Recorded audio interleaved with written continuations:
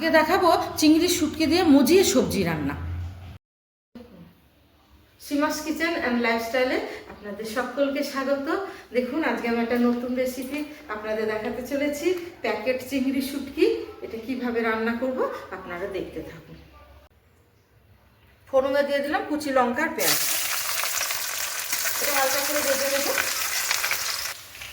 এই চিংড়ি শুটকিটাকে আমি গরম জলে পরিষ্কার করে ধুয়ে রেখেছি, এটা এবার এই পেঁয়াজ লঙ্কার মধ্যে দিয়ে ফ্রাই করে নেব।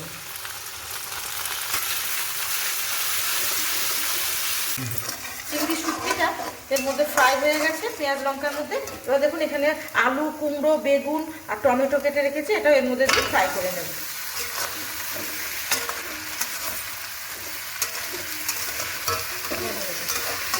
সবজিগুলো ভাজা হচ্ছে, ততক্ষণ একটা মশলা বানিয়ে নেব। এখানে 2 চামচ আদা রসুন বাটা আছে, এর মধ্যে দিয়ে দেবো 1/2 চামচ ধনে গুঁড়ো, 1/2 চামচ হলুদ, 1/2 চামচ লঙ্কার গুঁড়ো, 1/2 চামচ জিরে গুঁড়ো আর পরিমাণ মতো লবণ দিয়ে জল দিয়ে আমি একটা পেস্ট বানিয়ে নেব।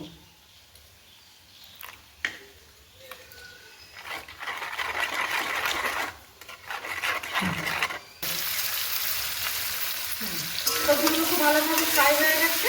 এবার আমি সব রকম বানিয়ে রাখা মশলাটা এর মধ্যে দিয়ে ভালোভাবে কষিয়ে নেব।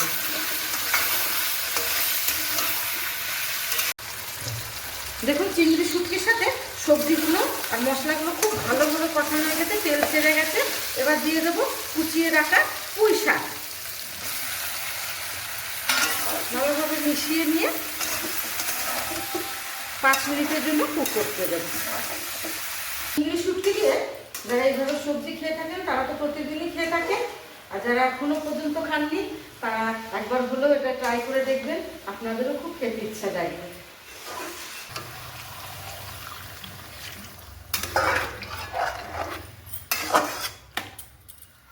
ঢাকা চাপা দিয়ে 5 মিনিট কুক করে নিচ্ছি।